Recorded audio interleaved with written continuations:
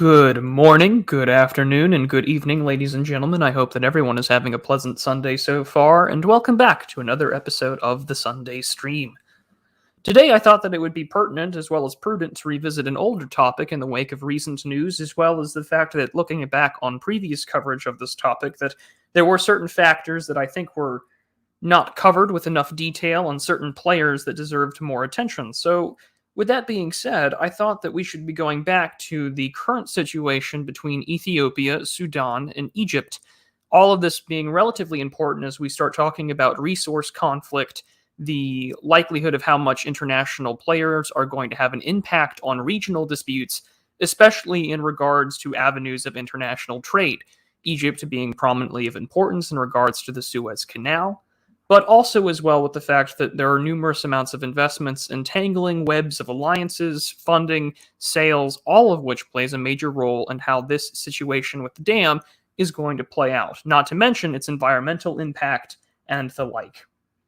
So I've got about 3 or 4 pages of notes in front of me, all on paper, because that's usually how I do it.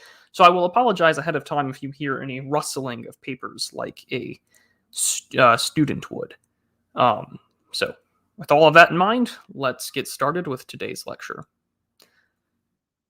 So, a little bit for recap, we did cover this in a previous episode as mentioned earlier, but I think that it's important that we kind of start with some basics about the Nile River, who we're currently dealing with in terms of the major players locally that are involved, and then more importantly, what's been happening so far since we last discussed this several months ago. So, of course, we're referring mainly towards the Nile River, which has a numerous amounts of tributaries that you can find in Sudan, and primarily in that of Ethiopia as well, although it does go much further south, as the map can tell you. Prior to the current debacle that we're currently seeing over the dam, we are looking at also the fact that there are 1929 and 1959 agreements with the British government and various protectorates in the area that give Egypt regulatory authority over Nile River projects. These projects include having veto power over potential projects and making sure that any kind of project that is being conducted by Sudan, Ethiopia, or any other country that may affect the Nile's flow and its tributaries would be having consent given from the Egyptian government at the time. Since then, however, with the production of numerous dams, including dams within Egypt's own borders, there has been growing discussion for these regulatory bodies to change, or at least the governing documents to change. And in doing so, we have seen since 2011, when the Grand Ethiopian Renaissance Dam, GERD, was proposed and began construction, that there has been calls to change these regulatory bodies in nature, especially considering the financing behind said dam. Now, since this dam has been in construction for the last 10 years and it is now reaching 80% capacity or completion in terms of construction, there has been numerous problems, as there have been studies both from the Egyptian government, the United Nations, the United States, as well as even Ethiopia's government, that makes it indicative that there is a problem brewing within how this may affect the Nile River's flow. To a point where it says it may reduce up to 25% of the Nile's flow, according to some of these studies. To a point in which there was a hot mic incident in 2013, back when there was the Mohamed Morsi government, which discussed the idea of using military action against Ethiopia in order to prevent this dam from being completed. Now, these kind of conversations have happened before, and in fact, the current Egyptian president has talked about red lines that cannot be crossed, but there will be more details on this later. Now, there have been numerous talks, negotiations, whether through the African Union, led by the United States, conversations with the European Union, as well as just trilateral talks between the 3 nations involved, Sudan, Ethiopia, and Egypt. Not much has really been accomplished. There was a 2015 agreement that is more or less a memorandum of understanding. It's not necessarily legally binding, which pretty much says that we should have engaging cooperation, we should be transparent, and we should be discussing more or less the problems that exist between the dam and any potential environmental impact, and that we should settle our disputes peacefully, not using military force. Now, there's still, of course, the growing concern that Egypt views this as a significant threat to its territorial concerns, and why wouldn't it be? Egypt's primarily dependent upon the Nile River, most of its water sources are explicitly from foreign sources, so the tributaries of the Blue and the White Nile, all of which is about 90% of its foreign water source dependency. This is not including, of course, access to the Mediterranean as well as control of the canal. But in terms of fresh water, you're more going to be focused on the Nile River for obvious reasons. Now, this is only going to be exacerbated from Egypt's current domestic problems, but we'll get more into that shortly. So, on the dam itself, the Grand Ethiopian Renaissance Dam, with construction beginning in 2011, although proposed even earlier than that. Near Mazema, Ethiopia, near the Sudanese border, as you can tell from the lovely map offered by The Economist on the right. Those that work in contracting this build and construction are primarily Ethiopians themselves, but they do work with French and Italian companies. Alstom provides the generators that are necessary for this dam to operate, and WeBuild is an Italian company that offers the necessary drilling and mining equipment in order to move the ground that's necessary for the dam to be constructed, as well as for the material necessary to get the dam constructed. These companies have faced pressure before, and we'll talk about that later on in today's lecture, but they aren't necessarily as large of a party to be involved or invested, as you'll see as we start talking about those who have a financial interest, as well as those that are more inclined to take action.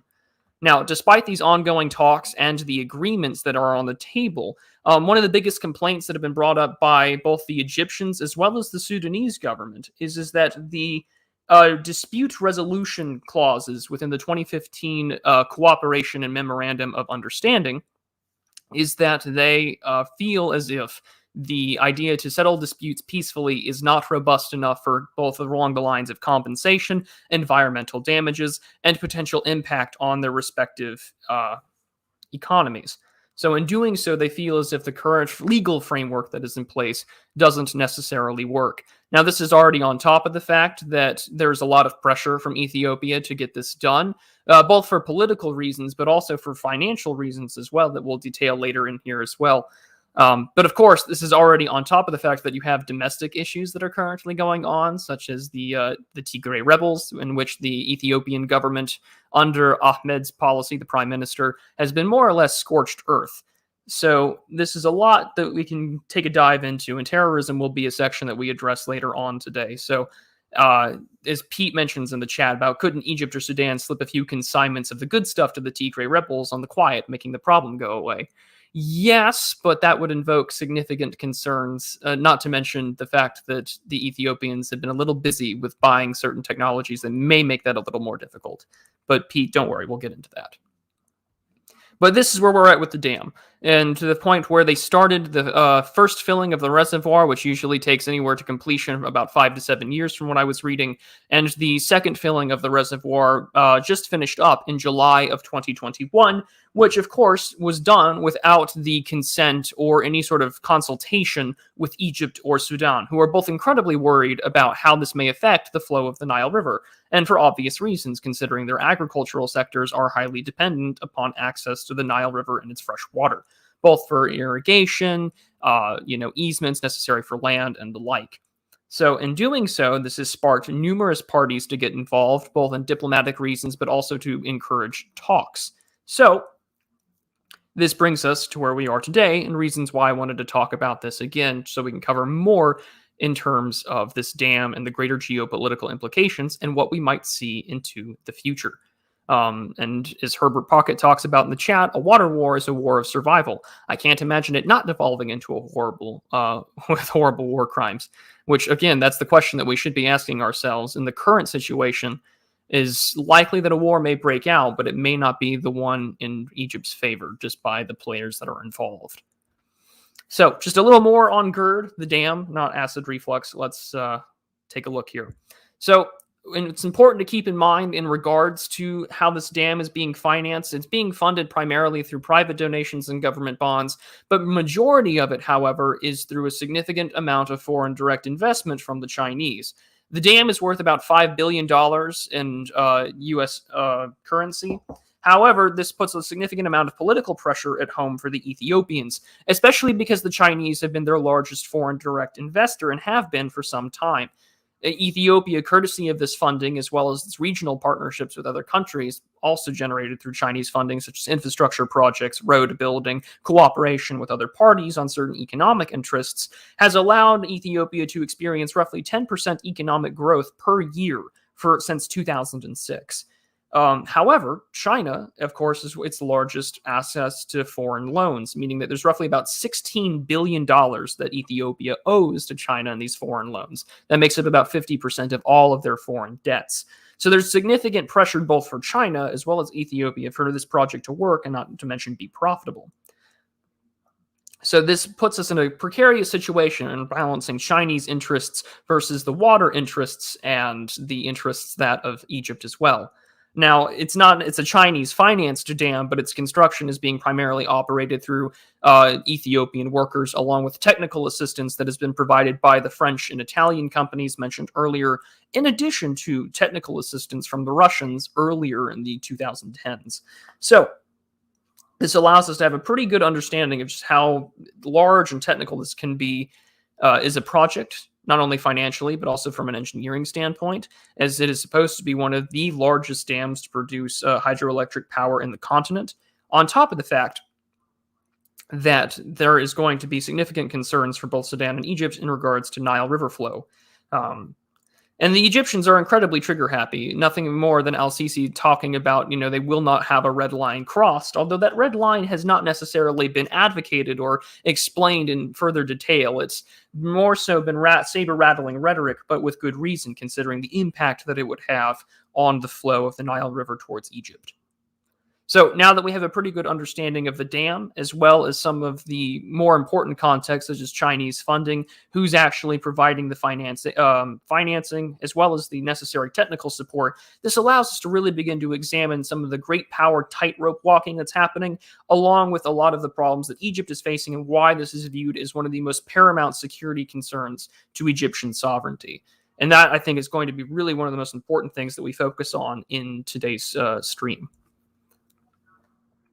So let's outline some of the players that are involved, because there's a lot to talk about with virtually everyone in here. Now, there are two players that you'll notice I don't have on this screen here, but don't worry, we're going to talk about them later. But for right now, things to keep in mind, because this is going to be a story about Egypt, Ethiopia, Sudan, the African Union, Russia, China, and the United Nations Security Council. Egypt, of course, being dependent upon the Nile River flows and is significantly concerned for its agricultural and trade sector. Ethiopia, the dam's creator, of course, is heavily financed by China and is playing a very strong diplomatic game with its regional partners. Sudan has also expressed growing concerns over the Nile River flow as well for its agricultural sector as well as its trade. And then, of course, the African Union, which has been around since 2001, has been called upon time and time again to be more involved with trilateral talks between them to find some sort of peaceful resolution to this situation. Russia has been pressured, of course, by the Egyptians to get more involved, and we'll be talking about that shortly.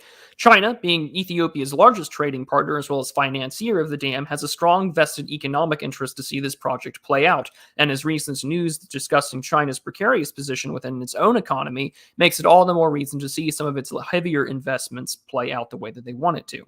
Then, of course, last but not least, and I think the one sentence that I have on here is a perfect description of what the UNSC has been up to, is significantly the fact that they're more prominent on buck passing. Now, Ethiopia might be seen as not an important player, as some in the chat might point out. It's important, though, to keep the hand that they have been trying their best to protect themselves through diplomatic pressures, through military purchasing of technology, working on trying for certain aspects of rapprochement. There is a lot in here that plays a role, especially with Ethiopia's own government. And in fact, its reliance on these foreign players being more or less backers for a diplomatic solution, their purchasing of technology and so on, this has allowed them to put more focus on their domestic issues in regards to terrorism, or at least the rebels that happen in the Tigray region. So, now that we've outlined the dam and some of the major players that are involved, this allows us to sort of start putting things into context with recent news. So in September of this year, I believe it was on September 16th, the United Nations Security Council released a statement since the Grand Ethiopian Renaissance Dam was being pressured and talked about by non-permanent member states. The United Nations Security Council more or less had said that this is not our problem, we have no desire to get involved, and that it is in our pertinent interest that this should be kicked right back to the African Union, and the diplomacy try its best to negotiate some sort of settlement for the construction of the dam, as well as how it may affect the environmental impact for both Sudan and Egypt. And as India, a non-permanent member state of the United Nations Security Council, had stated as an addendum to its release, as a general rule, trans-boundary water issues do not belong to the domain of the UN Security Council. So they've more or less bucked past and kicked the bucket back towards the regional powers that be, although China, of course, plays a significant interest, and China has expressed that the United Nations do more to address this issue, considering, of course, its impact for its own economy, but also the future of how other nation states would impact in regards to resource conflicts. Because the future is going to see a lot of these things happen, especially because the Earth's water resources, only 3% of them are roughly fresh water. Desalinization is grossly expensive for developing countries. There are a lot at play. And in fact, as we take a look at more recent news, while Egypt and Sudan have been more interested in working together and cooperating to find a solution, they have both been focusing on their domestic issues, as well as their relationship has been tenuous at best. Sudan is more focused, of course, with the issues that are happening with South Sudan, of course, its own internal domestic problems, and Egypt is trying to, of course, with al-Sisi, root out domestic problems, growing out its agricultural issues, and trying to focus on diplomatic rapprochements with larger powers. Now, of course, there has been other issues that are happening more recently as well. In March of 2021, this year, China and Ethiopia signed an investment protection deal. This was more or less a memorandum of understanding that both Ethiopia and China recognize their economic partnership. They recognize the amount of money that has been put in there. They recognize the infrastructure that has been invested, and that Ethiopia and China will work together both in terms of security, diplomacy, and economic cooperation in order to protect said investments. This does include security. This includes military options as well, primarily on the Ethiopians, although I would not discount the idea that the Chinese would or have been providing funding in these, economic loans to Ethiopia in order to supplant or subsidize military projects to defend said investments. But this has been happening since March of 2021 this year, and in doing so, this has triggered both Egypt and Sudan to start scrambling for other powers to get involved, yet so far with no success. The one thing that did come out from the United Nations Security Council this year, however, which has also spurred in a lot of interest from both Sudan, Egypt, and Ethiopia, is that Brazil has been voted as a non-permanent member of the UN Security Council. Their term will start next year, and they will be on it from 2022 and 2023 until the next election of non-permanent members. So with this being said, this allows us to really understand the state of affairs. There's a significant amount of Chinese interests. While the United Nations has typically been heavily invested and involved in the ideas of African projects and supporting the African Union, providing aid, United Nations peacekeepers, there's a long and sordid history of that. They're not particularly interested in getting involved in this. And this is primarily due to the great powers, mainly the United States, China, and Russia, all walking on a very thin line, this very, taut tightrope, and trying to ensure that they're not stepping on each other's toes in this region. If there's one thing that we've noticed since the 21st century began, is that there has been more or less a modern-day scramble for Africa. And it has not necessarily been, spearheaded by the United States or necessarily Europe. France, of course, has been involved in Mali and trying its impact with Algeria and parts of sub-Saharan Africa. But the United States has been more or less in regards to two areas. One, PEPFAR, which is President George W. Bush's famous anti-HIV AIDS policy, which has saved millions of lives within the continent. And then, of course, there's AFRICOM, the United States' military presence there, which can be in regards to Somalia, patrolling, parts of Africa for piracy, and managing and coordinating with member states that are a part of AFRICOM's purview and to engage in counterterrorism efforts. This means providing intelligence, reconnaissance, things in regards to terror groups like Boko Haram and the like. So all of this means that there is that great power tightrope, which makes things very tense right now. And unless the balance of power changes, this may mitigate conflict from some time until it is inevitably seen that that red line becomes apparent to the Egyptians. But as we talk about the Egyptians, I think that this allows us to start talking about Egypt's precarious predicament, particularly amongst the Nile. The two biggest things that we need to talk about with that is going to be the potential dangers of rising salinity, limited agricultural production, and those two things that we can talk about in depth here. So, water and agricultural insecurity is one of the biggest issues that are facing Egyptians today and al-Sisi's government, specifically along the lines that as sea levels begin to rise, whether it's due to climate change or various other issues, is that there is a significant amount of predictions forecasting that due to rising sea levels of the Mediterranean, that the Nile River Delta that is allowing Egypt to trade, have access to fresh water in its agricultural sector, that it would see a significant increase in salinity, meaning that it's not going to necessarily be viable arable land anymore. This is on top of the fact that rising temperatures in Egypt have made certain crops more profitable than others for farmers. This year, they were talking about how incredibly profitable it was for Egyptian farmers to make cotton crops over anything that might be used for consumable goods to feed the population. This has put significant strain on the Agricultural Bank of Egypt, ABE, and in doing so, they're already acknowledging significant problems, which makes the dam all the more important because if you're going to see rising salinity, a lack of arable farmland, farmers preferring, non-edible crops, on top of the fact that you're going to see reduced Nile River flow upwards to 25%, there's significant reason for Egypt to be worried as all hell. But on top of this, there is the fact that Egypt has most of its water sources, freshwater sources, 95% of it comes from foreign sources. Now, 95% of that is, of course, or not out of that 95%, 90% of it comes from the Nile River. So all of this, of course, with climate change being the, talking point about rising sea levels, increasing salinity, there has been documented cases about it being more, having a higher concentration of saline or salt water within the Nile River Delta. Which, of course, Egypt plays happily along with it when it comes to the United Nations. Al-Sisi himself, earlier this year, was at the United Nations Summit on Food Security, talking about the importance of climate change and so on. So these politics do play a role, especially when it comes to geoeconomics and how nations are going to respond to certain policies.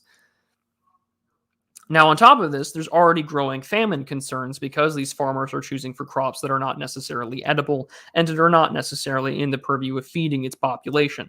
This is already on top of the fact that there are numerous problems of corruption and non-government approved what they call encroachments upon the Nile River.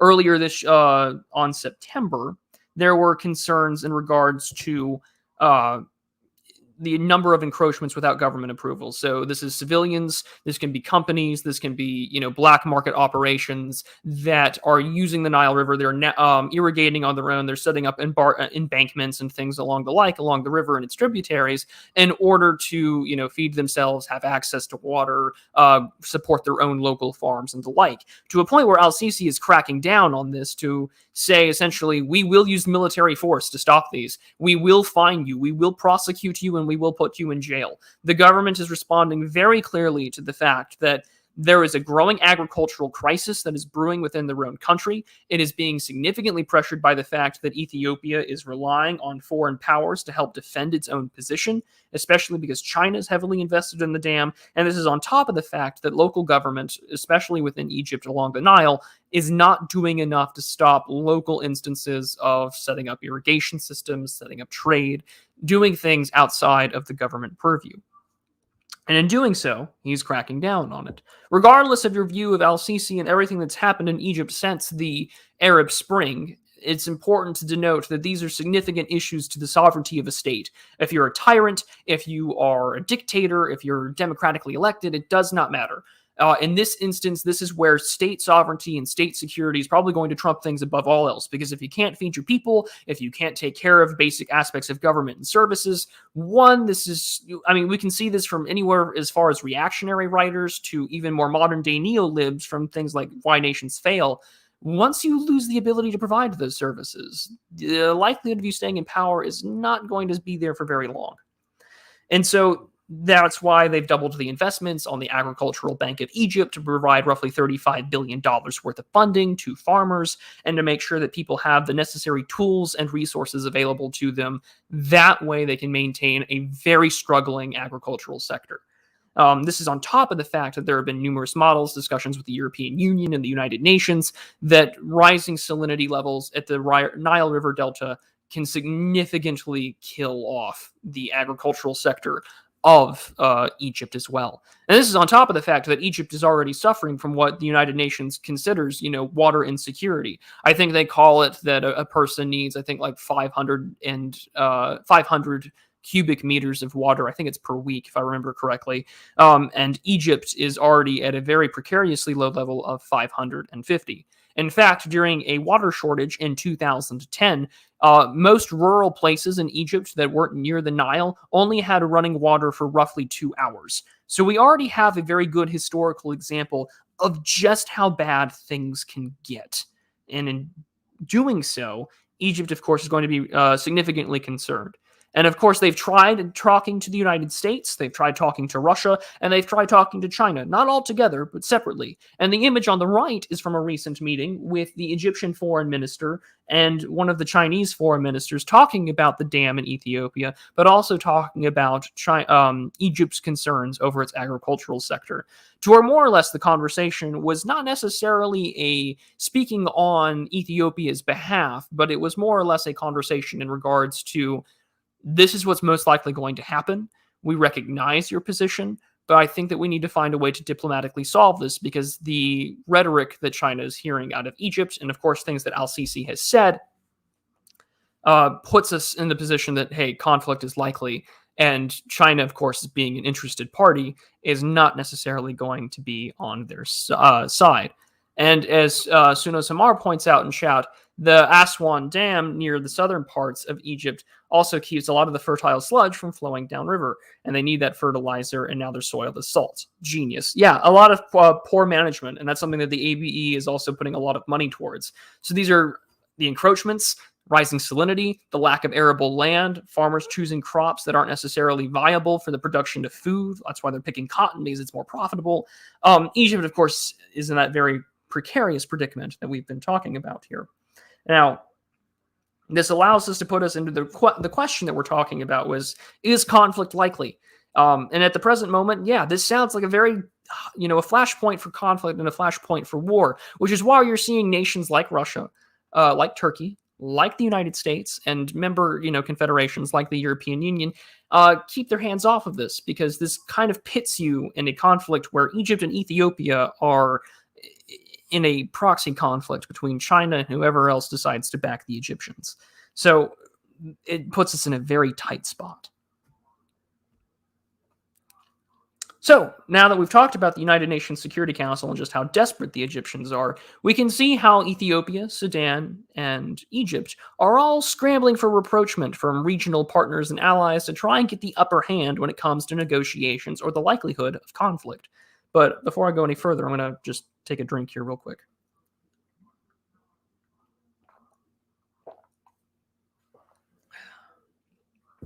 Okay, cup of coffee away. So while the United Nations Security Council has essentially passed the buck back towards the African Union and telling the 3 member states that are involved in this dispute to more or less get their act together, that doesn't stop a lot of the work behind the scenes. So as we mentioned earlier today, that Brazil has been voted in as a non-permanent member state, meaning that they're going to have some sway when it comes to the United Nations Security Council, and Egypt and both Egypt and Ethiopia have been very much prioritizing trying to have meetings with the Brazilian foreign ministry as well as higher members of the Brazilian government, to where al-Sisi has managed to secure himself a meeting, and he had it earlier this year, I believe in September, in discussing, how Brazil and Egypt can work along, discussing their economic benefits, how they're growing economies. He spoke to Hamilton Maro, which I believe is the vice president of Brazil, talking about how important it is that these two nations, work together. Although at the same time, Ethiopia has been doing the same thing. So they're all scrambling for rapprochement and other nations to court to get on their side. As we mentioned earlier, Egypt has also been talking to the Chinese, although it's been very clear that it's not going to necessarily get the same level of treatment or interest into the two countries. But keep in mind, however, that when we take a look at Belt and Road Initiative documentation, when we take a look at what China sees itself to get access to the Mediterranean as well as a gateway into the Arab world, the Arab Republic of Egypt, as it's officially known, has been listed on its documentation.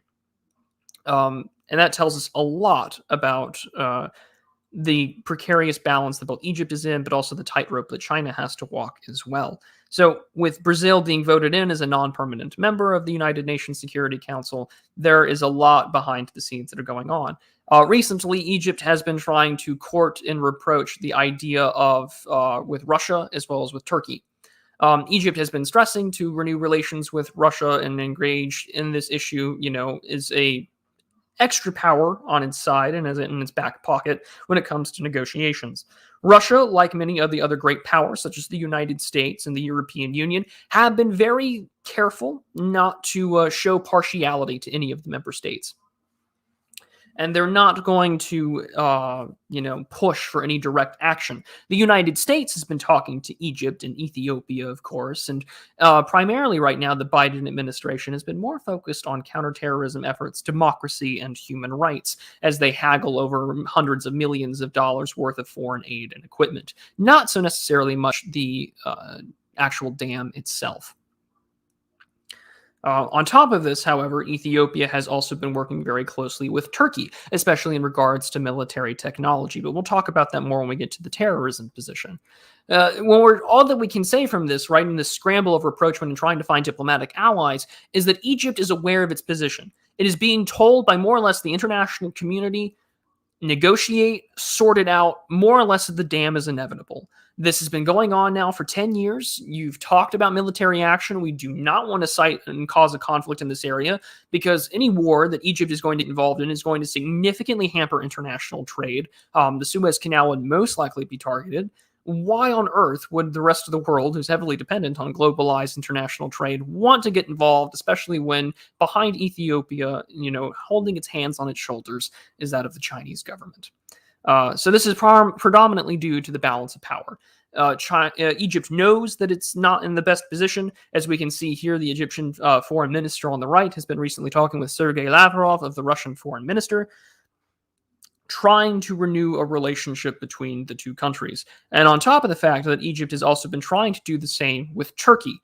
Now, for anyone who can recently recall in regards to Mohammed Morsi and Turkey's more predominant position of supporting a more militant version of Islam, in comparison to al-Sisi being more friendly with the West, relations have been cold between the two since around 2013 or so.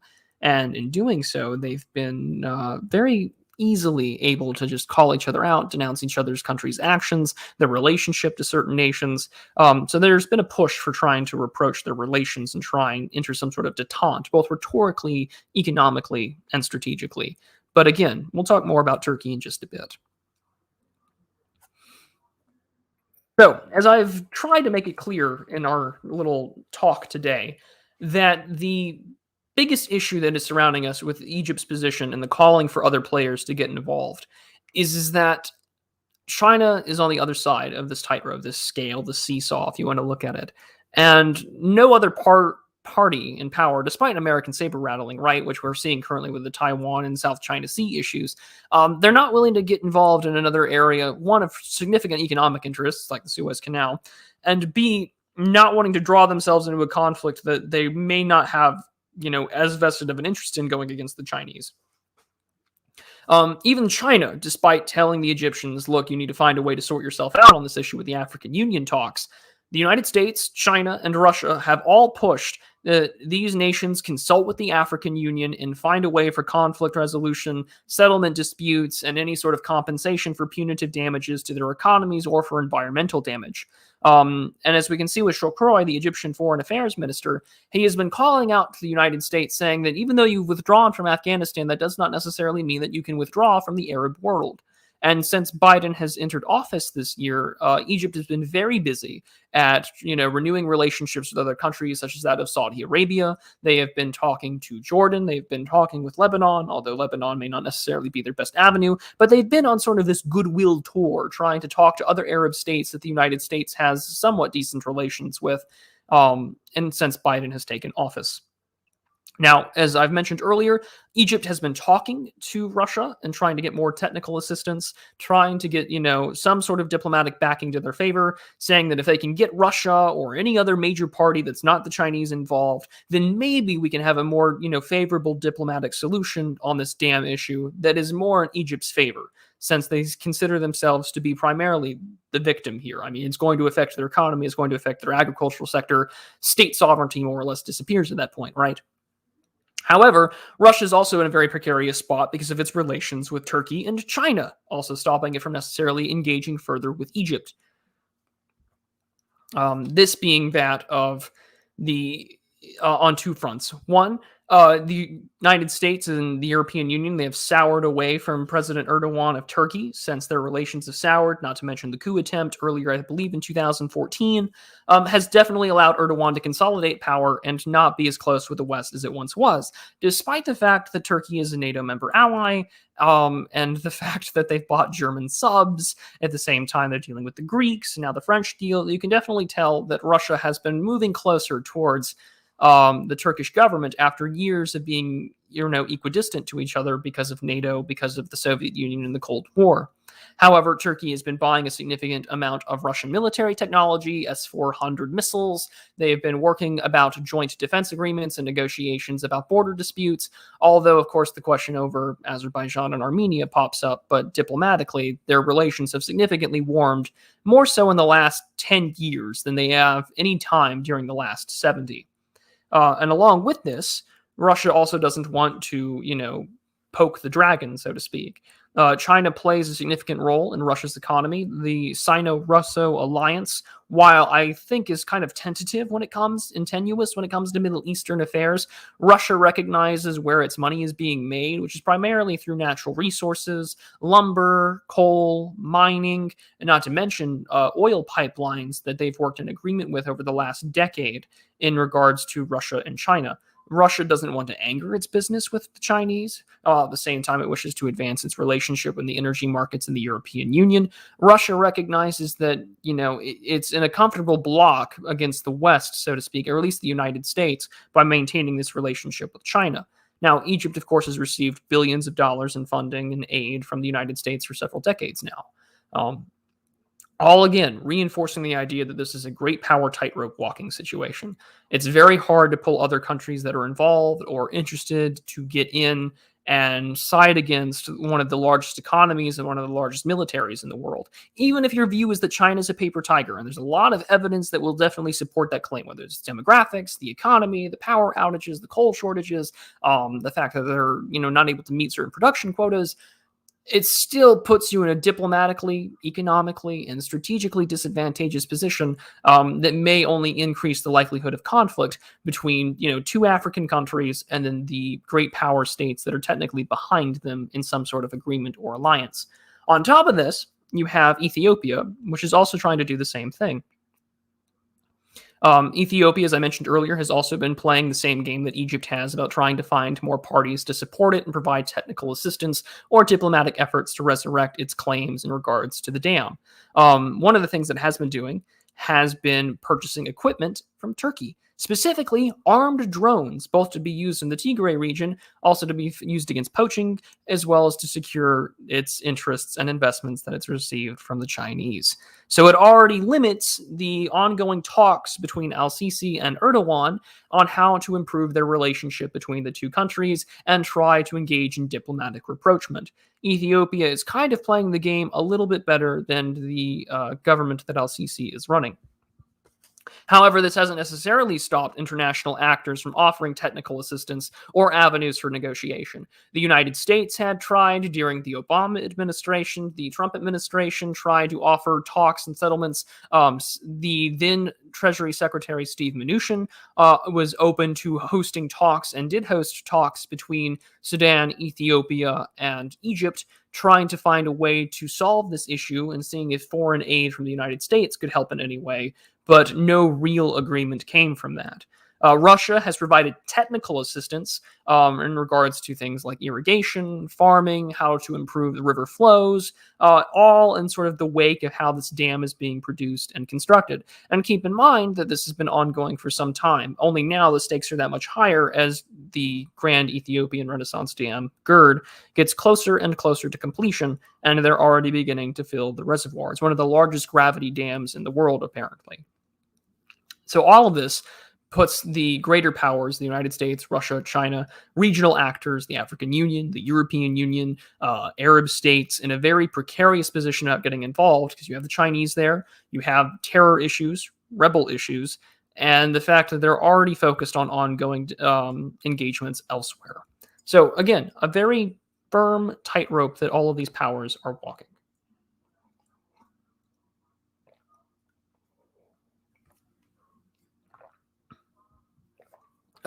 Okay. So, investment protections in the Chinese. We did talk about this earlier, but I think it's also important that we kind of hammer down a lot of the details that are put in here, especially when we start talking about the issues of, say, terrorism and the fact that Ethiopia is heavily dependent upon Chinese money, and China would like to see a lot of its investment projects pay out, especially as its economy is also in a very teetering, precarious position, as has been recently talked about in the news for a variety of reasons. So as we discussed earlier, $16 billion is almost half of the foreign debts that Ethiopia has, and all of that $16 billion is from Chinese investment.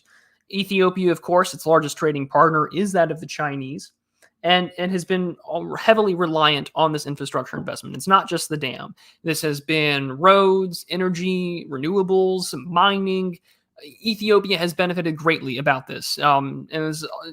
Of course, since around 2007 or so, China has put in trillions of dollars in foreign direct investment, either through investment banks, direct funding, negotiations, engaging in deals and loans through various corporations and state-owned enterprises in towards the African continent. Ethiopia is but of one country in which Africa has substantial investments in, and would like to see those investments pay off, in part because of its Belt and Road Initiative, but also its desire for resources that it may not necessarily have at home. While it is certainly rich in human capital, China also has significant problems at home when it comes to certain resources for energy. And all of this, of course, plays into the fact that China wants to see itself as once again, the Middle Kingdom, the center of global and economic attention. But along with this investment protection deal, the supportive of counterterrorism efforts, increased negotiations, and pushing for the African Union, China, of course, like I mentioned earlier, sees Egypt as a vital partner for the Belt and Road Initiative, and this is in regards to the Suez Canal, access to the Mediterranean, a relatively healthy relationship with sub-Saharan African states, particularly in North Africa, as well as the Arab world. And this is mainly to sort of piggyback off of what the United States has been doing, especially under the Trump administration, in trying to get more Arab states to sort of recognize Israel. As we know, Egypt and Israel are sort of the first real Arab and, Jewish state to really recognize each other and to sort of engage in a diplomatic detente. So there's a lot of already existing diplomatic and economic infrastructure that the Chinese want to take advantage of. And this is partially why they are more so to push for the AU, sit down and negotiate kind of deal. One, not only because of their economic interests, right? But two, because they don't want to pull themselves into something where there's already existing diplomatic infrastructure. And angering the Egyptians, especially when they see them as a potential viable partner in the future, is something that is not in China's interest. But outside of Chinese money, the United States and the region, of course, has been focused on terror. They've been focused on security concerns. And the EU has made proposals in the past about slower filling of the reservoir. However, they're not as likely to get involved. In fact, earlier this year, when the Egyptians were asking for the European Union for advice or an avenue to discuss negotiations, al-Sisi's government was the problem of not getting an answer back from the EU very quickly. In fact, they had to wait 2 months before the European Union said anything to them about negotiations, about settlements, about anything in that factor. And I'm now just looking at the chat, and apparently we're all talking about steak. You guys do you. But one of the things that China has been doing, aside from its foreign direct investment in infrastructure projects, has also been providing intelligence and security investments towards its military and counterterrorism efforts in the, in regards to the Tigray rebels and that region. Even though Prime Minister Ahmed's party is the predominant party within its parliamentary elections, and they, won a majority of the vote in the 2021 elections this year. Of course, the Tigray issue is one of the biggest problems that Abiy Ahmed is facing in terms of his politics. Is one, he's greatly beneficial for the Chinese money and the infrastructure investment, protection agreement, because this allows him to divert his own, state resources to dealing with the Tigray rebels. That deserves a stream in and of its own, which we may do in the future. I do think that requires a lot more attention than just the cursory stuff here. I don't think I can give you enough detailed info to sort of outline that region, or at least specifically that internal conflict between state actors and, of course, the rebels in that region. But that's something that they've been significantly focusing on, not to mention that I mentioned earlier, the Ethiopians have purchased armed drone technology from the Turkish government, which allows them, of course, to continue what has been called by both, mainstream sources and as well as other articles I was reading in prepping for this stream today. It's considered a scorched earth policy. So there's a lot in there that I think would deserve attention from another stream. But the Chinese are very adamant on protecting their investments. Of course, they want them to pay off. And not to mention that they are trying to walk that tightrope again, but this time between the Ethiopians and the Egyptians, because China views them as both necessary economic trading partners, one for its Belt and Road Initiative, but also to pay off for the billions of dollars in loans and investment it's put in towards Ethiopia's government and infrastructure. And this allows us to continue. So, stalled talks and Israel. So, as I mentioned earlier, there were two primary players that I did not mention, one of them being the United States, the other being Israel. Israel has claimed to have taken equal distance from the dam issue. They have no desire to really get involved, and they support the Americans in their call for having the African Union play a much larger role in negotiation and settlement, and have advocated to the Egyptians that they are not interested in seeing a conflict happen so close to their own borders. Egypt, of course, being rather skeptical of Israel for, claims of a greater Israel and having one that runs from the Nile River to the Euphrates, referring to rhetoric back in the 1960s. They are incredibly skeptical of this claim. They claim that, Israel's history, Israel's policies, and their relationship with certain members of the Ethiopian government is pictured to the right when Bibi was in power. Shows that Israel is not necessarily an impartial actor in the region. Although, as we mentioned earlier, Egypt and Israel do have probably the longest standing relationship between, Israel and any sort of Arab state in the area as well. That doesn't help that it isn't backed by billions of dollars in American taxpayer money, but, here we are.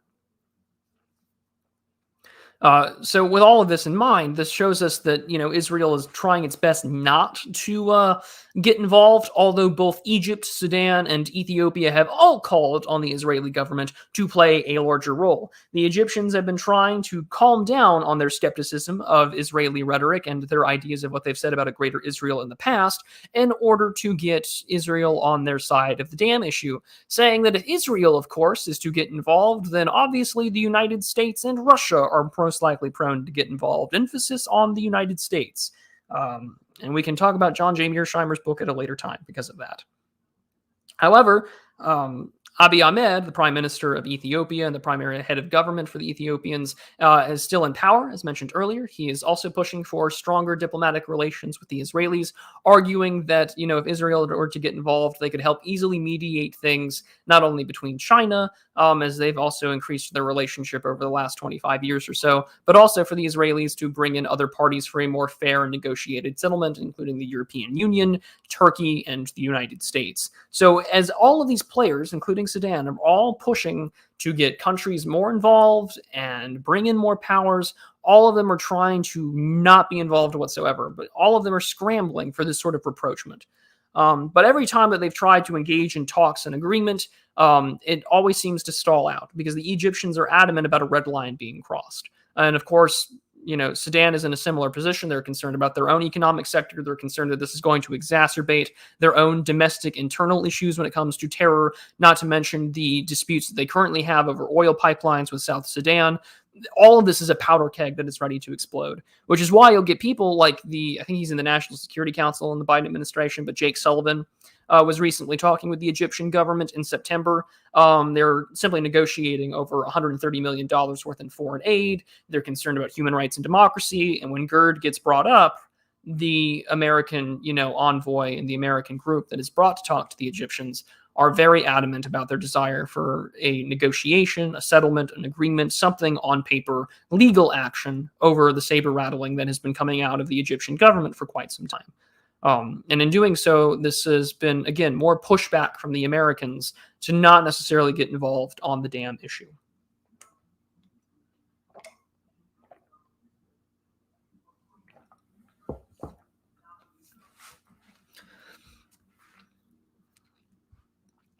So, all of this in mind is that this comes to a simple fact that, one, despite the push from, Ethiopia, Sudan, and Egypt to come in and get Israel, involved, trying to drag the United States, trying to drag the European Union, trying to drag any other regional partner that it can, you are essentially now, as someone in the chat points out, Mexican nuke off. You are at a diplomatic standoff. The Egyptians recognize that their goose is cooked, more or less, knowing that they're already struggling to maintain domestic production and agriculture. They're worried about the salinity at the Nile River Delta, and with projections that this dam may affect and decrease the Nile's flow upwards to 25%. Keep in mind, these are all projections and models. There's no for sure way we can tell unless this dam gets constructed.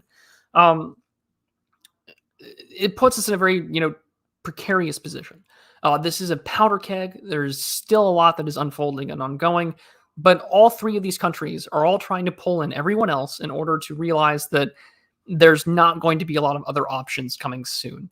And as the dam continues to be filled, and as Ethiopia continues to pursue filling the reservoir without the consent of other parties involved, as Tanya says in chat, they're going. You could say that they are salty about the Nile. And they're left at the current moment about bombing the dam. And as I made the screenshot or the thumbnail for today's stream, the Nile must flow, the water must flow, to make a reference off of Dune today. But all of this shows us just how strained the relationship has been. And if you're surprised that no one has decided to blow it up yet, keep in mind what we've been talking about now for the last 50 minutes. Is that even though Ethiopia is the one that owns the dam, is building the dam, you have, the Italians have a vested interest in this because one of their, largest construction companies in the country is getting a massive sweet deal out of this. The French are interested because they've been giving them a lot of technology, turbines. They've also had negotiations separately with the Egyptians, particularly representatives of these companies, that of WeBuild and Alstom. All of this puts it in a very tough place because, again, you have China behind Ethiopia. You have Egypt recognizing that it has significant agricultural and territorial sovereignty issues, on top of the fact that they're all trying to reach out and communicate with Egypt, or with Turkey, Israel, Russia, the United States, and the European Union. And all that you're getting from virtually all of these countries is that they're not going to want to be involved. One, because they recognize that China's on the other side of this issue, but two, there are other territorial interests and other state interests that they have in mind, and getting involved in a quagmire in regards to North Africa is not necessarily on their agenda. Someone asks, what is the likelihood of Italy or France actually doing something, though? If any of those two countries were to actually do something, it would most likely be the French. The reason why is because Emmanuel Macron has increased military spending. He wants to be more involved in sub-Saharan Africa. I don't know how much of this one company providing turbines and electrical engineering technical assistance way drag them into war. But if it were to affect France's interest in sub-Saharan Africa, anytime that an African nation state usually destabilizes, you're going to see both American, Chinese, and African military interests in that region, primarily on the grounds for counterterrorism, right? So if things are to escalate, I would significantly expect the idea that France does something. But at the same time, there's no way in hell that France would want to get involved with the Chinese, especially as, a more pro-European Union state like France, especially with Macron in charge, is pushing for more, cooperation and engagement with the Chinese, whereas the United States and the Anglosphere have taken a very antagonistic, Cold War-esque containment approach. So, Unless France's interests are directly involved, if French citizens are attacked or something affects their interests in the region, they may get involved. But again, this illustrates the reason as to why so many of these nations do not have a desire to get involved, because China is at the other end of the table. So again, this all brings us up to the wonderful idea of hydrohegemony, resource conflict, and state conflict. As many of you have been saying in the chat, and as what I discussed at the very beginning, this is probably one of the biggest flashpoints that doesn't get enough attention in Western media and international news, in my personal opinion, unless you directly go and look for it. But I wanted to focus on the phrase hydrohegemony. I've talked about it before. I talked about it on the original stream on this issue, but I think it's really important for us to discuss. Mark Zaytuna and Jared Warnerb coined the term back in 2005 in a journal of theirs, or an article journal of theirs, in regards to the subject. It's about controlling of underground water basins, river basins, deltas, lakes, streams, fresh water, desalination plants, rivers, and most importantly, the tributaries. So this is an excellent example of hydrohegemony in action. Now, Ethiopia does have a significant hegemonic role when it comes to the Horn of Africa, the African Union, and of course, with this dam, they are asserting themselves as a regional power player in this region. And they recognize that they're going to be the ones that has the necessary leverage in order to negotiate a settlement that is favorable to their cause. As if you recall, viewers of this wonderful stream, that for the last 2 weeks, we've been talking about bargaining models of war and why nation states go to war. And hydrohegemony, I think, is something that you can easily talk about in the aspect of those kind of probabilities of conflict, or the probabilities of a state winning of the war. Keep in mind that, okay, say that they go to war, say they bomb the dam. What costs come next? You're going to have a very costly military conflict that may or may not drag in other powers in the region, whether that be Israel, Turkey, Russia, or the United States. Not to mention the Chinese will most likely get involved to protect their investment and to protect the infrastructure they put in, because they wanted this to pay out. So all of these things come into mind, not to mention, of course, Egypt knows that its goose is cooked when it comes to water. One of the most important things that any nation needs to live, or let alone a person. So this would most likely force the Egyptians to negotiate. If they do strike out, I would envision that the only time that they're going to do so is if they have someone else backing them. Because right now, the Chinese do not have, or the Egyptians don't have someone the equivalent of the Chinese like the Ethiopians have at their back. But of course, with rising populations, strained economic resources, infrastructure, water being one of them, when we talk about, what is a nation's grand strategy, I think that the Barry Posen definition is perfect about the policies and the politics and the strategy and deployment of forces necessary to protect state sovereignty. If state sovereignty is threatened at any time, you can bet your bottom dollar that war is likely. And considering that only roughly 3% of the Earth's water is fresh water, developing countries have a very hard time getting the funding, not to mention the manpower and capital necessary to operate desalination plants, either from foreign investment or domestic production. We're going to see in the future a lot of conflict over these resources happen. And I would expect in the developing world, or what we would call the third world traditionally, whether it's in the Middle East or in sub-Saharan Africa, that water is going to be one of them. Water wars are most likely going to be a very real thing to view in the future. And I kind of have to chuckle because as I talk about this, I'm reminded of the end credits scene, or the end credits bit about the movie The Big Short, where they talk about how Michael Burry is, heavily investing in water and those kind of commodities. And I think that that's kind of, telling, because this is exactly what we're looking at towards the future. This is that nations that control access to water and have access to water over that of, rivaling states, making them more or less dependent, puts you in a significant position of superiority, strategic leverage, economic leverage, and making you more or less the hegemony for that, the hegemonic power for that region. If you want something a little more closer to home for the American viewers, is that the United States and Mexico oftentimes go after war, or go after concerns in regards to water access. There's a underground water basin that crosses both the Mexican and American border, or the Mexican-American border, that provides water to places like El Paso and provides places to a good chunk of New Mexico as well. And there are always ongoing disputes and ongoing negotiations over how that water basin should be, distributed, how that water basin should be used, who has sovereignty over it, how do we negotiate it. So that may be a significant issue in regards to the future here in the United States, or at least in North America, right? Because that involves both Mexico and the United States. So yeah, I mean, water wars and hydrohegemony are going to be a significant aspect of concern that happens inside the future of geopolitics, but also this reemphasizes the importance of things like geoeconomics as well. So if you're familiar with Edward Luttwak, I highly recommend that you follow him on Twitter. The guy talks about strategy as well. All of these things tell us that the impact that water has on one's economy, the survival of its people, its ability to produce effectively when resources are needed to, keep, things running as a coolant or to feed people or to support your agricultural sector, the more dependent that you become. Dependency is just another word for power.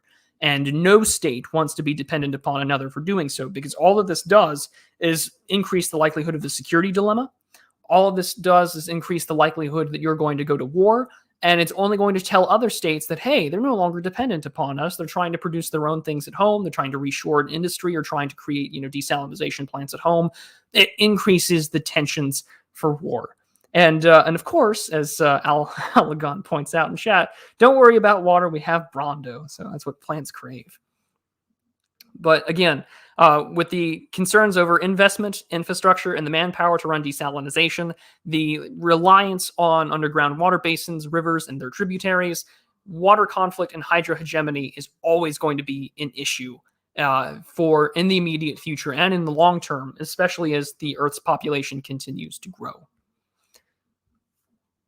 So some final thoughts. Returning to the question sort of at the beginning is just how likely is this to spark a war? It is likely, but at the same time unlikely, because I think the Egyptians know that their goose is cooked unless they get an equal power that of China to back them, or at least to give them the necessary leverage for a settlement in their favor. Now, they've been talking a lot about saber rattling as far back as 2013. Al-Sisi has been adamant, even today in 2021, that if a red line is crossed, they will have no other action but military action to take place in regards to this dam. It is not a regional conflict, but one with international powers involved. And clearly, China is going to do what it can to protect its interests, to protect its investments, and to make sure that this dam succeeds in order to, enjoy itself economically, but also because, hey, we just put $16 billion and more into this dam. Not to mention the dam is worth like $5 billion on its own. So this would be, a significant cause for conflict. But I think because Egypt knows in its current endeavors to get other nations on its side, to get other countries to talk about the dam and its issue, all of this illustrates a concern about Egypt being the dependent state in the future, which makes it, in my view, that war might potentially happen, but at the same time, it will most likely not without sparking significant international involvement that I don't think anyone else wants to.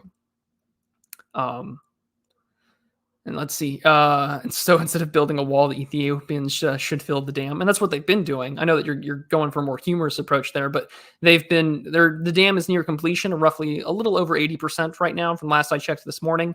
Not to mention they've done the second filling of the reservoir, and they completed it in July of this year, causing significant concern because it was done outside of the consent of the 2015 agreement of cooperation between Sudan, Ethiopia, and Egypt. And so Sudan and Egypt are incredibly worried that all of this is going to do is spark conflict when neither of the two nation states, I think, are remotely ready or prepared. Egypt, of course, has got its own domestic issues to deal with. Sudan is dealing with internal, issues and terrorism, not to mention ongoing armed issues and negotiations with South Sudan over oil pipeline access. There's a variety of problems that comes to this as well. So there's a lot there that I think is necessary for us to take a look at. And as you can see on this map from The Economist, we're going to see something akin to maybe, the Suez 2.0 when it comes to that conflict and international standoffs. And as we see on the map, anywhere around the Middle East, especially when it comes to the Nile River Delta, the Tigris and Euphrates River, the Middle East, especially, these things get hotter and hotter. I don't think we need to look back at the temperature information about the idea of how, like, Qatar, for instance, right, the host apparently for next year's World Cup, where they've got, basically slave labor burning and melting away at temperatures close to 120 degrees Fahrenheit. Water conflict is likely. However, I don't know at the current present moment how likely it is, considering Egypt does not have the necessary backing or support from any other great power that could, be willing to, or at least support them, monetarily, with resources, intelligence, that would play against the Chinese. So this is a powder keg for war, but I do not know, unless other parties get involved, if it would actually happen. Not to mention the Egyptians have been talking constantly about having a red line in the sand, but that red line in the sand has never been accurately defined. And if it has, then it's relatively recent in my view. All of this does play up the importance of great power politics, especially with larger international powers. And of course, when it comes to geopolitics, geography uber alles, and the emphasis on there. So Egypt, of course, is heavily dependent upon the tributaries of the Blue and White Nile, and of course, the Blue Nile more so than the White Nile. And all of this illustrates the simple fact that dependency is another word for power. Geography is important in the analysis of international affairs, especially when it comes to the likelihood of conflict. And once again, geoeconomics is an important field that needs to be discussed in this region, especially when we take a look at the economic impact of the Nile River, international trade, and the domestic integrity of the state sovereignty that is the Egyptian, nation. Because as they keep pouring billions of dollars within their own agricultural bank of Egypt, their own, military prosecution and engagement against, local encroachments, this conflict is likely, if things continue to get worse, especially within Egypt, because it doesn't matter if they don't have a great power backing them at that point. If things really get bad in Egypt, and I'm talking about insane water shortages, worse than what happened in 2010, if, certain infrastructure for the Nile just completely collapses, or there's significant pushback from the civilian population against encroachments, I do think that at a certain point that war may happen. But until it gets that bad, or unless another power gets on their side, for right now, it's going to be a continuous amount of buck passing from greater powers about trying to get the African Union to negotiate and go anywhere.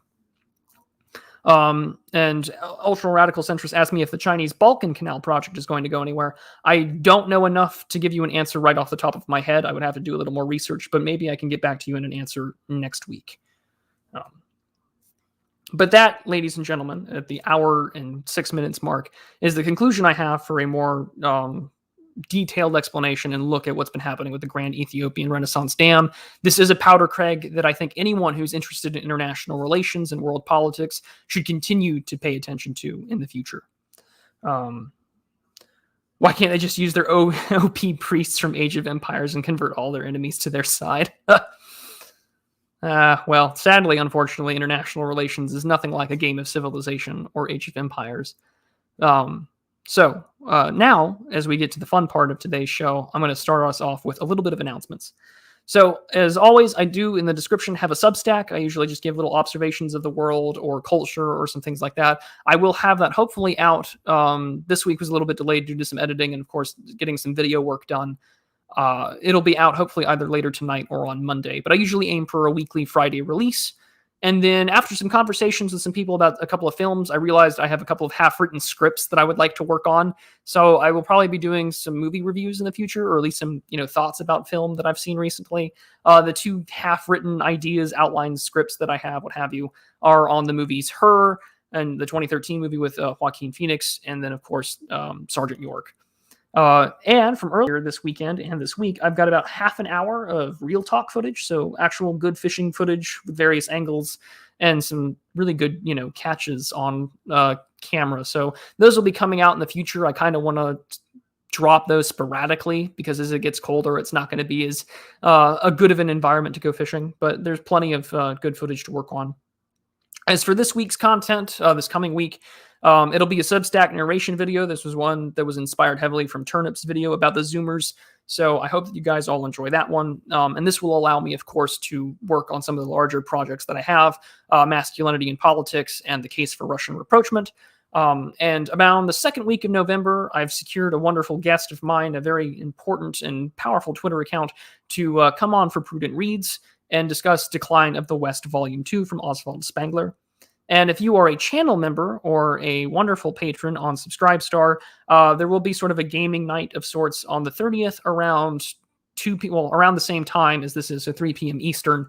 That way we can have the European viewers and the members and patrons also come on. So there'll be a variety of things. I'm still talking with them about what exactly we're going to be playing, but it'll be a fun time, I promise.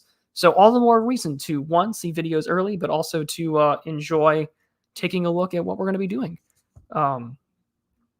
Tuesday asks me about, does it snow regularly up there? Not necessarily, but again, I mean, these are small ponds. Things do get cold. The ground does frost. It gets incredibly cold in the mornings. And I mean, it just depends. Weather's crazy here, so it just happens. But now, everyone's favorite part after the announcements are done about what is to come. And that, my friends, of course, means it's time for Frog of the Week. And if you're new to this channel, I end every Sunday stream after a very long and dour subject, whether it's about war, whether it's about theory, whether it's about anything in regards to international relations and geopolitics. It is the very Prudentialist brand, and it's a very prudent brand that we always end it with the Frog of the Week. So, let's have it. I wish the music was playing. Give me 1 second.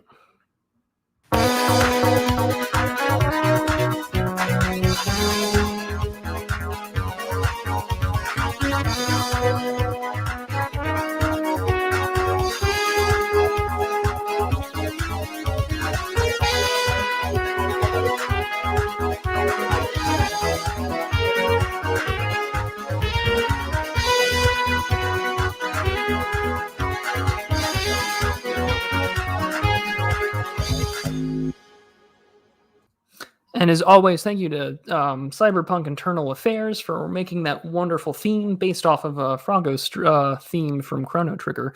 So you can find him on YouTube. He does a variety of themes. He did Semiagog's stream intro theme, which is really good. And I believe he's doing something for Apostolic Majesty as well. So again, thank you so much. I know he's usually here on streams, so let's get started. Is that the Frog of the Week right there? Yes, Charlemagne, it is. This week's Frog of the Week, in discussion with our topic of regards to Ethiopia, Sudan, and Egypt, I thought that we would talk today about the Ethiopian banana frog.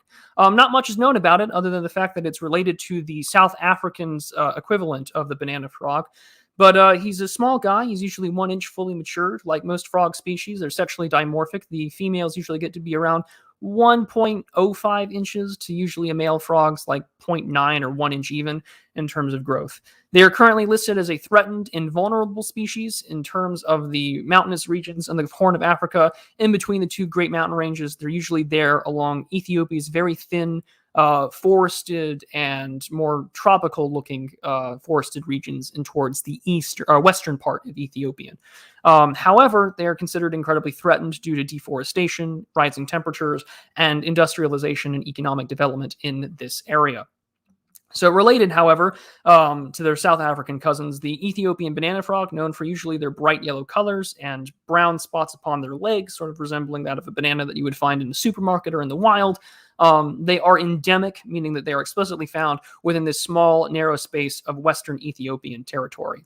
Despite, however, them being labeled from international conservation experts as a vulnerable and threatened species, there is hope for potential conservation efforts, as recently ecologists and those who are familiar with the study of amphibians and reptiles have found them in numerous locations outside of their typical tropical areas. While they are very much like other tree frogs, they are usually clinging on to vegetation, feeding off of flies and other small insects. They have been found in more drier and more urban areas, meaning that there is hope for their survival and the flourishing of their species. Not much is really known about them due to the fact that they've only been recently found in the last few decades or so. Studies are still ongoing, but there is hope that their conservation efforts and the survival of the species will continue. So that, my friends, is the Frog of the Week, the Ethiopian banana frog. I usually try my best to make sure that these frogs are related to our countries and our ideas of what we're talking about at hand, and I hope that you always enjoy them. Suno Samar says the dam kills the frogs. Maybe, who knows? I'd have to do some research there. And Herbert Pocket says, but how does it taste? Despite the coloring of its name, I can guarantee you that they probably don't taste the same. And don't be like the French, frogs are friends, not food. So, that, my friends, is the Frog of the Week. And, of course, this always brings us to the wonderful end of just hanging out with you all, shilling and chilling. I know that there was a couple of super chats that came in, so let me go open up YouTube Studio and take a look at them, because I can't pull them up from StreamYard just yet. But yes, this is, again, one of the most important areas that I think that we should definitely be paying attention to in the future. So let's see all, starting here. Okay, so Lance Gobel sends $5. There's no message. Thank you so much. He sends another one for $2. He says, Prude, what is the best doneness level for steak? For me, prior to the transplant, I was a medium rare kind of guy. And unfortunately, post-transplant, I'm not allowed to have any pink in my steak. So I would be the gentleman that Hank Hill says to politely but firmly to leave. So unfortunately, nowadays, I can only have them well done. So sad face for me. But if for all of you regular people out there who are not on immunosuppressing medication, I highly recommend that you enjoy yours medium rare. I think that's the perfect middle line. If you like yours really pink, then by all means, I'm not going to tell you how to live your life. But for me, that's the best doneness level. Lance again for $5. Thank you so much. Any advice for someone who would be interested in researching foreign relations but has no background on it? Where does one begin their studies? It really depends on your worldview. I mean, if you're here, I would assume that you have probably a similar perspective on the world, or at least in political background. I did have a wonderful stream a while back, Lance, on some book recommendations to get your feet started on international relations. It includes theory, some contemporary stuff, some really good historical work. I think it's number 22. That would be the episode that we did the book stream on. I know that someone mentioned it earlier in chat. But yeah, there's a book recommendation stream that I would highly recommend that you start there. There's also a really great YouTube channel called William Spaniel. He did a lot of stuff in regards to like rationality in war. He wrote a book on it. He teaches international relations. He also teaches a lot of game theory. So if that's something that you're interested in, I would also recommend his channel. A lot of good stuff there. And then let's see here. There's one more. Winter Phoenix Forest Kieran for $5 US. Thank you so much. When is the frog from Chrono Trigger going to be the frog of the week? I guess when I run out of actual frogs. And as I've said before, there are like over 5,000 species of frogs. So if I were to do frog of the week consistently every week for the rest of my life, it would still be going for another 98 years before I run out of frogs. But I do think that, the frog from Chrono Trigger should probably get a spot on frog of the week at some time. So don't worry, Mr. Kieran. I will ensure that he has an appearance at some point in time in the future. Yeah, Williams. Spaniel. Yeah, Charlemagne. That's the guy. He's a really good one to get some stuff interested in if you want to know about international relations and stuff like that. He does a lot of good lectures and he has a lot of visuals and stuff. I learned a lot from him, back when I first started doing this in college, studying international relations, because a lot of his videos go back from like 2012 and so on. So like high school and college, when I first started getting interested in this. Yeah, he was the guy. Let's take a look here. Braise the beef king steaks are overrated. Depends. Winter Phoenix Forest Kieran says I'm a vegetarian. Oh no. Oh, you're meaning, yeah. Bolero 393. It means so much. Yeah. Thank you so much from the bottom of my heart. It means so much. Iron Dragon says Nord Stream 2, an American promise to Muscovy to NATO win. That's going to be in my Russian rapprochement pieces. So don't worry. There's the first part of that Russian rapprochement is going to be sort of the history, the American reneging of a promise, the worth of an American promise, sort of more or less the pushing towards Russia into a Sino-Russian relationship, not to mention being rather anti-Western. And then, of course, why the United States, under any future regime change, should engage in Russian rapprochement. So don't worry, I am working on it. I keep talking about it. Let's see here. Okay, let's see here. Tuesday says, I believe that the 21st century will play out for us the way that the 19th century played out for the American Indians. In 1821, there were still Cherokee in Georgia. Potentially. I mean, I'm not too sure if we're going to...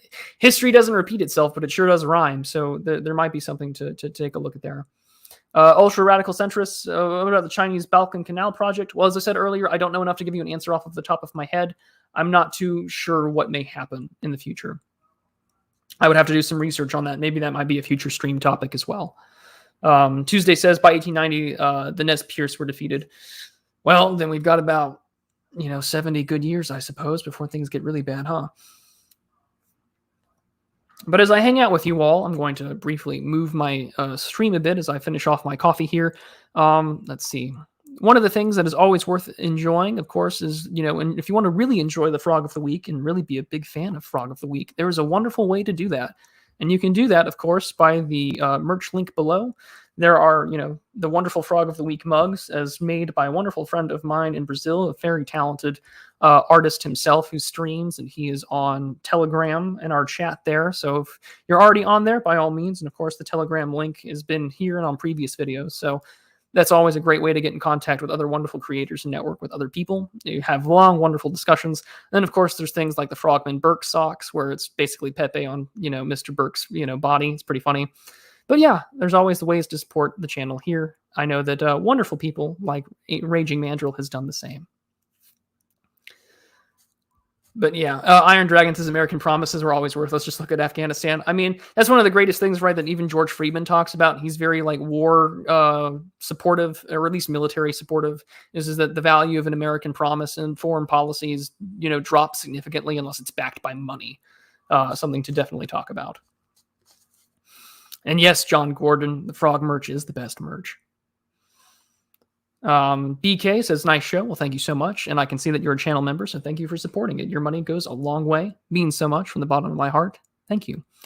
And of course, all of this money that, comes in from merch or from, Subscribe Star or YouTube channel memberships or even the super chats, all of them, of course, go to keeping me going as well as the channel going. So for those of you who are new to the channel or not aware, as I sort of just talked about it earlier when it came to stakes, I am a kidney transplant patient. My medication for anti-rejection meds is pretty common and, weak, but my immune system is.